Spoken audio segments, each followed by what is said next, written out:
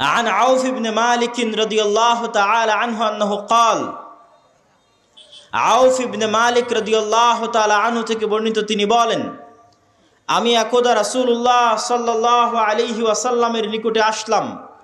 রাসূল সাল্লাল্লাহু আলাইহি ওয়াসাল্লাম আমাকে কিয়ামতের আলামত গণালেন, আমার হাতে গণালেন। তার মধ্যে একটি আলামত রাসূল সাল্লাল্লাহু আলাইহি ওয়াসাল্লাম বললেন, সায়াকুনু হুদনাতুন মা'আর রোম, ইয়ানি সাতাকুনু হুদনাতুন বাইনাল মুসলিমিনা ওয়ার রোম। রোমান খ্রিস্টানদের সাথে মুসলমানদের একটি চুক্তি হবে, আর রোমান খ্রিস্টানেরা এবং মুসলমানেরা চুক্তিবদ্ধ হয়ে তৃতীয় কমন শত্রুর বিরুদ্ধে যুদ্ধ করবে, তথা রোমান খ্রিস্টানদের শত্রু আর মুসলমানদের শত্রু এক। তৃতীয় কমন শত্রুর বিরুদ্ধে মুসলমানেরা যুদ্ধ করবে। এই যুদ্ধে রোমান খ্রিস্টান এবং মুসলমানেরা বিজয়ী হবে। বিজয়ী হওয়ার পর একজন খ্রিস্টান দাঁড়িয়ে বলবে যে আমরা আজকে বিজয়ী হয়েছি লিহাজা সলিব, এই ক্রুশের কারণে। গলায় ঝুলানো ক্রুশ দেখিয়ে বলবে এটার কারণে আজকে আমরা বিজয়ী হয়েছি। তখন একজন মুসলমানের আঁতে ঘা লাগবে, সে দাঁড়িয়ে উঠে তার ক্রসটা ভেঙে দিবে। যখন ভেঙে দিবে তখন রোমান এবং মুসলমানেরা পরস্পরের বিরুদ্ধে যুদ্ধ করার জন্য দাঁড়িয়ে যাবে। রোমান খ্রিস্টান এবং মুসলমানেরা। সেই যুদ্ধের বর্ণনা রাসূলুল্লাহ সাল্লাল্লাহু আলাইহি ওয়াসাল্লাম হাদিসে বিস্তারিত বর্ণনা করছেন। عن أبي هريرة رضي الله تعالى عنه أنه قال رسول الله صلى الله عليه وسلم আবু হুরায়রা রাদিয়াল্লাহু তাআলা আনহু থেকে বর্ণিত তিনি বলেন, রাসূল সাল্লাল্লাহু আলাইহি ওয়াসাল্লাম বলেছেন, লা তাকুমুস সাআহ, কিয়ামত ততদিন পর্যন্ত সংঘটিত হবে না, হাত্তা ইয়ানজিলার রোম বিল আ'মাক আও বিদাবিক, যতক্ষণ না রোমান খ্রিস্টানেরা অবতীর্ণ না হচ্ছে সিরিয়ার আমাক এবং দাবেক নামক জায়গায়। বর্তমান সিরিয়ার হালব নগরী থেকে অনতি দূরে তুরস্ক এবং সিরিয়ার সীমান্তবর্তী অঞ্চলে, বর্তমান তুরস্কের সীমানা এবং বর্তমান সিরিয়ার সীমানা, এই সীমান্তবর্তী অঞ্চলের জায়গার নাম হচ্ছে আমাক এবং দাবেক, এখনও ওই নামেই আছে।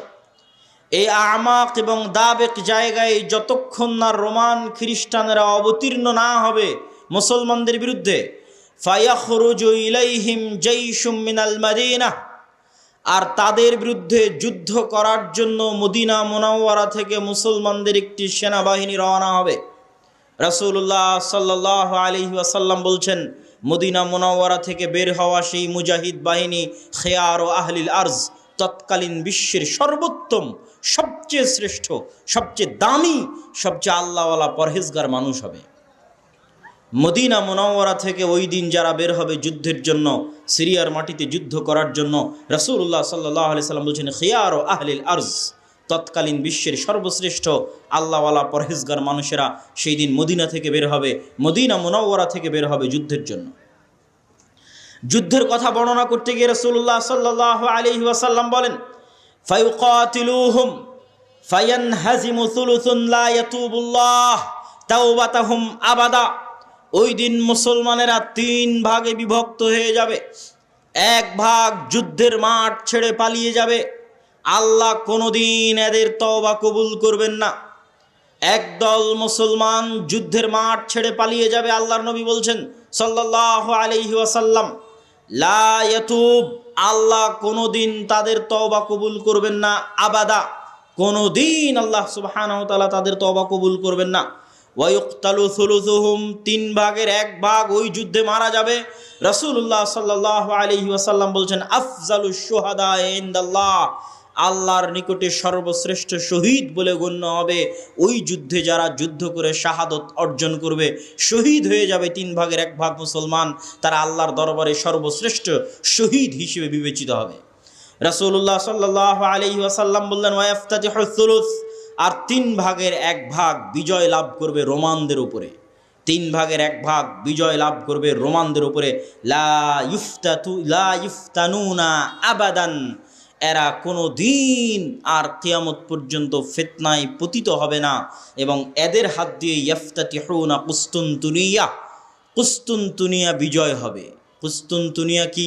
আগের হাদিসেও দেখেছেন আল্লাহর নবী বলেছে বাইতুল মাকদেসের আবাদ হওয়া, মদিনার ধ্বংস হওয়া, মহাযুদ্ধের শুরু হওয়া, কুস্তুনতুনিয়া বিজয় হওয়া, দাজ্জালের বের হওয়া। কুস্তুনতুনিয়া হচ্ছে আজকের তুরস্কের ইস্তাম্বুলকে আরবিতে বলা হয় কুস্তুনতুনিয়া, ইংরেজিতে বলা হয় কনস্টান্টিনিপল এবং বর্তমান নাম হচ্ছে ইস্তাম্বুল। তুরস্কের রাজধানী, যদিও আগে রাজধানী ছিল, এখন অফিসিয়াল রাজধানী নয়, অফিসিয়াল রাজধানী আঙ্কারা, কিন্তু তারপরও রাজধানীর মতো মান মর্যাদা যেই শহরের, সেটাই হচ্ছে ইস্তাম্বুল, কুস্তুনতুনিয়া, কনস্টান্টিনিপল। রাসূল সাল্লাল্লাহু আলাইহি ওয়াসাল্লাম বলছেন ফায়াফতাতিহুনা কুস্তুনতুনিয়া, ওই যে একদল বিজয়ী হবে রোমানদের উপর, তাদের হাতে আল্লাহ কুস্তুনতুনিয়া, কনস্টান্টিনিপল বিজয় দান করবেন। ফাবাইনামা হুম ইয়ানকাসিমুনাল গানাইম, যখন এই সমস্ত বিজয়ী মুজাহিদরা গনিমতের মাল বন্টন করবে এবং তাদের তরবারি ঝুলানো থাকবে গাছের সাথে, তখন একজন চিৎকার করে বলবে সাহা ফীহিমুশ শাইতান ইন্নাল মাসীহা ক্বাদ খালাফাকুম ফি আহলিকুম, মাসীহুদ দাজ্জাল বের হয়ে গেছে আর তোমাদের বাড়িতে বাড়িতে মাসীহুদ দাজ্জাল প্রবেশ করতেছে। এখন পর্যন্ত ইমাম মাহদি আসেননি, হয়তো এনাদের মধ্যেই ইমাম মাহদি থেকে থাকতে পারেন, তবে তিনি যে ইমাম মাহদি তা এখনও প্রকাশিত আকারে জনগণের সামনে স্পষ্ট হয়নি। হবে কখন? দাজ্জাল বের হওয়ার পরে এবং সালাতের দামেস্কের মসজিদে সালাতের পরে, যেটার বর্ণনা রাসূল সাল্লাল্লাহু আলাইহি সাল্লাম দিচ্ছেন। ফায়াখরুজুন ওয়া যালিকা বাতিল, শয়তানের এই মিথ্যা কথা শুনে তারা তরবারি নিয়ে দৌড়ে এগিয়ে যাবে কোথায়? মাসীহুদ দাজ্জাল, তার বিরুদ্ধে যুদ্ধ করার জন্য। ফাইদা জাউ শাম, তারা আস্তে আস্তে দেমাশকে চলে আসবে। দেমাশকের মসজিদে তারা কাতারবদ্ধ হয়ে সালাতের জন্য দাঁড়াবে। ইদা উকিমাতিস সালাত, যখন সালাতের ইকামত দেওয়া হবে, ফায়ানজিলু ঈসা ইবনু মারিয়াম, তখন আসমান থেকে ঈসা ইবনু মারিয়াম অবতীর্ণ হবেন। ফাআম্মাহুম ফাইদা রাআহু আদুউল্লাহ যাবা কামা ইয়াযুবুল মিলহ ফিল মা, ঈসা ইবনু মারিয়াম অবতীর্ণ হবেন ওই মসজিদে এবং তারপরে মুসলমানেরা দাজ্জালের বিরুদ্ধে যুদ্ধ করার জন্য রওনা দিবে। এবং মসজিদে আকসার পাশে, জেরুজালেমের পাশে লুদ নামক বাবুল লুদ নামক দরজায় ঈসা আলাইহিস সালাতু ওয়াস সালামকে দেখে মাসীহুদ দাজ্জাল লবণ যেভাবে পানিতে দিলে গলে যায় সেভাবে গলতে থাকবে এবং তার গলে শেষ হওয়ার আগেই রাসূল সাল্লাল্লাহু আলাইহি ওয়াসাল্লাম বলছেন ফালাউ তারাকাহু লানযাব হাত্তা ইয়ানহালিক, যদি ঈসা ইবনু মারিয়াম তাকে ওই অবস্থায় রেখে দিতেন তাহলে সে গলে ধ্বংস হয়ে যেত। হাত্তা ইয়াহলিক ওয়ালাকিন ইয়াকতুলুহুল্লাহ বিয়াদিহি ফায়ুরিহিম দামাহু ফি হারবাতিহি, কিন্তু আল্লাহ সুবহানাহু ওয়া তাআলা চান যে ঈসা ইবনু মারিয়ামের মাধ্যমে সে নিহত হোক, এই জন্য ঈসা ইবনু মারিয়াম তাকে হত্যা করবেন এবং দাজ্জালের রক্ত জনগণকে দেখাবেন। সম্মানিত উপস্থিতি, আরেকটি ব্যতিক্রমধর্মী হাদিস, সেই হাদিসটা বলে আমরা আমাদের সংক্ষিপ্ত ব্যাখ্যার দিকে এগিয়ে যাব ইনশাআল্লাহ। আবু হুরায়রা রাদিয়াল্লাহু তাআলা আনহু থেকে বর্ণিত, তিনি বলেন রাসূল সাল্লাল্লাহু আলাইহি ওয়াসাল্লাম বলছেন সামি'তুম বিমাদিনাতিন জানিবুম মিনহা ফিল বার ওয়া জানিবুম মিনহা ফিল বাহর, তোমরা একটি শহরের কথা শুনেছ যেই শহরের এক সাইডে সমুদ্র এবং আর এক সাইডে মাটি। রাসূলুল্লাহ সাল্লাল্লাহু আলাইহি ওয়াসাল্লামের উত্তরে সাহাবীগণ বললেন জি আমরা শুনেছি।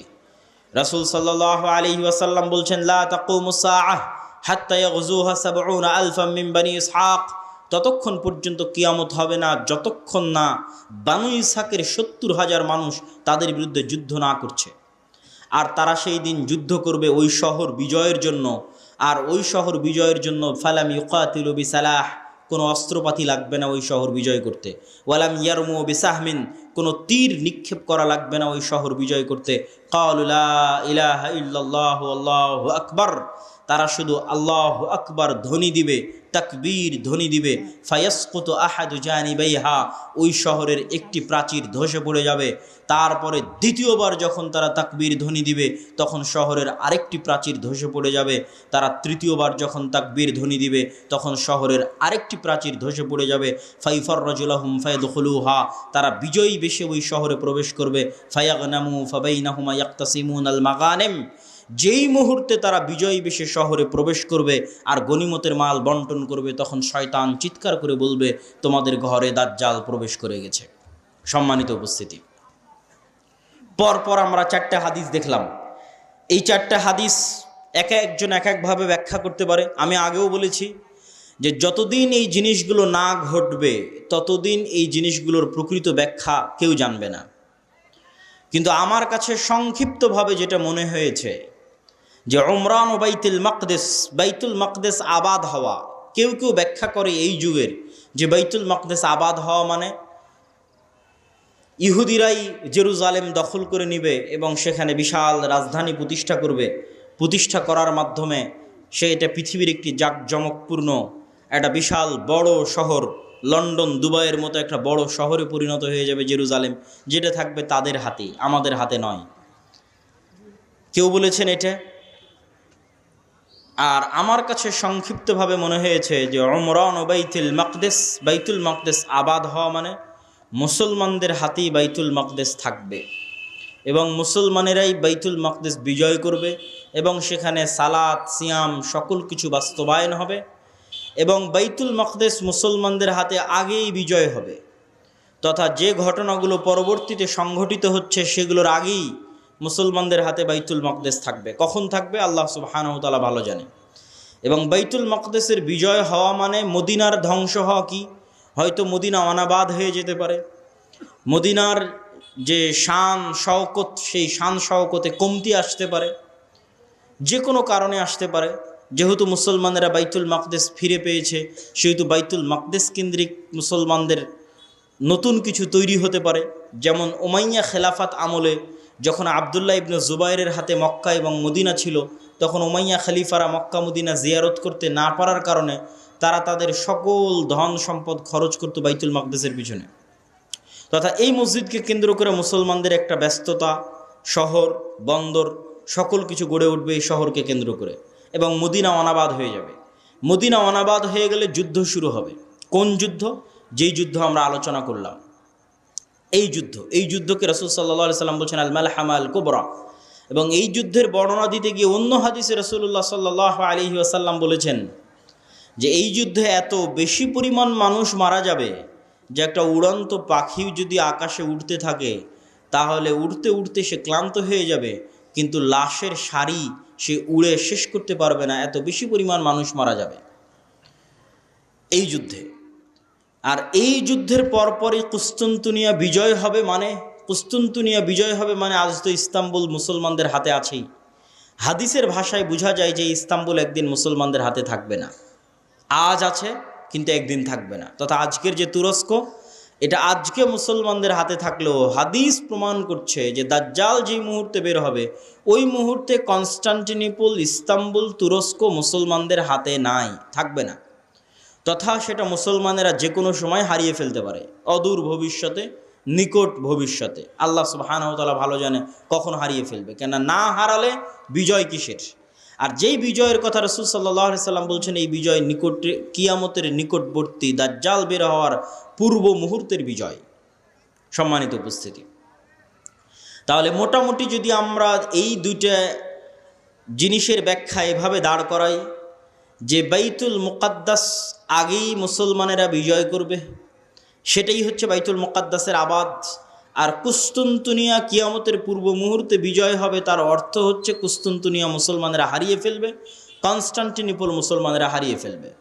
এখন হাদিসের আরও একটা অংশ ব্যাখ্যা করতে বাকি, রোম কারা? যে রোমানদের সাথে মুসলমানদের চুক্তি হবে এবং চুক্তির পরে সেই চুক্তি পুনরায় ভঙ্গ হয়ে মুসলমান এবং রোমানরা পরস্পর যুদ্ধ করবে, সেই যুদ্ধ, এই যুদ্ধ, সেই রোম কারা? এই বিষয়ে মুহাদ্দিসিনে কেরাম এবং মুফাসসিরিনে কেরামের মধ্যে মতভেদ হওয়ার সবচেয়ে বড় কারণ হচ্ছে আল্লাহর নবীর যুগে রোম বলতে যাদেরকে বোঝানো হতো তাদের রাজধানী ছিল কনস্টান্টিনোপল। আল্লাহর নবীর যুগে, মানে যেই সময়ে আল্লাহর নবী এই হাদিস বলতেছেন, ওই সময়ে রোম বলে যাদের বোঝানো হতো তাদের রাজধানী তুরস্কের ইস্তাম্বুল, কনস্টান্টিনোপল। এবং মুসলমানেরা এটা কোনোদিনই বিজয় করতে পারেনি। মুসলমানেরা এটা বিজয় করেছে অনেক পরে, আজ থেকে 500 অথবা 600 বছর আগে। উসমানীয় খেলাফত আমলে মুসলমানেরা বিজয় করেছে, না উমাইয়া খেলাফত আমলে, না আব্বাসী খেলাফত আমলে কোনোদিন বিজয় হয়নি। ক্রুসেডের যুদ্ধ হয়েছে, তখনও মুসলমানরা ইস্তাম্বুল বিজয় করতে পারেনি। মঙ্গোলীয়রা মুসলমানদের বাগদাদে হত্যা করেছে, তখন মুসলমানরা ইস্তাম্বুল বিজয় করতে পারেনি। তারও পরে মুসলমানরা ইস্তাম্বুল বিজয় করেছে 1400 খ্রিস্টাব্দের দিকে, মুহাম্মদ আল ফাতেহ।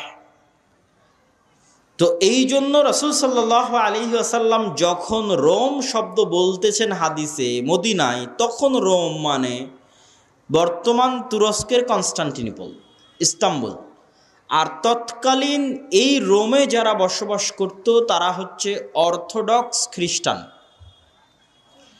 আর আজকে ইতালির যারা রোম, ইতালির রাজধানী রোম, ইউরোপের যারা খ্রিস্টান, আমেরিকার যারা খ্রিস্টান, তারা হচ্ছে ক্যাথলিক খ্রিস্টান।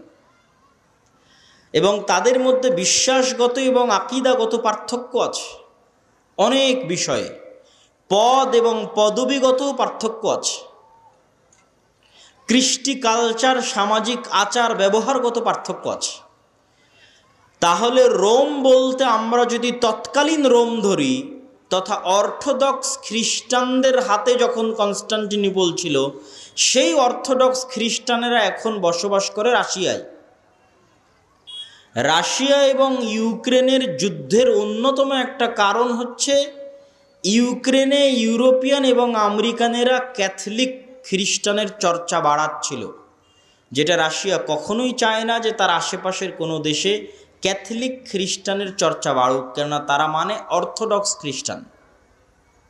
এবং আমার এর উপর বিস্তারিত ভিডিও আছে ইতেসাম টিভিতে রাশিয়া এবং ইউক্রেনের উপর, যেখানে এই পয়েন্টে আরও বিস্তারিত ইন ডিটেইলস আলোচনা করা আছে। তাহলে আল্লাহর নবীর যুগের রোম যদি ধর্মীয় দৃষ্টিকোণ থেকে তাদের পরিচয় দেখি, যে আল্লাহর নবী যেই সময়ে হাদিস বলছেন ওই সময়ে রোম বলতে কাদের বোঝা হতো, তাহলে কনস্টান্টিনোপলে যে অর্থোডক্স খ্রিস্টানেরা ছিল তাদেরকে বোঝানো হতো। তারা আজ কোথায় আছে? তারা আজ রাশিয়াতে আছে। এবং রাশিয়া যে যুদ্ধগুলো লড়ে, সেই যুদ্ধগুলোর পিছনে অনেক ধর্মীয় কারণ আছে, যেটাও আমি আমার ওই ভিডিওতে স্পষ্ট আকারে ডকুমেন্টারি আকারে দেখিয়েছি, যে এই যুদ্ধগুলো শুধু বাহ্যিক কোনো কারণে লড়াই করা হয় না, বরং ধর্মীয় কারণে লড়াই করা হয়।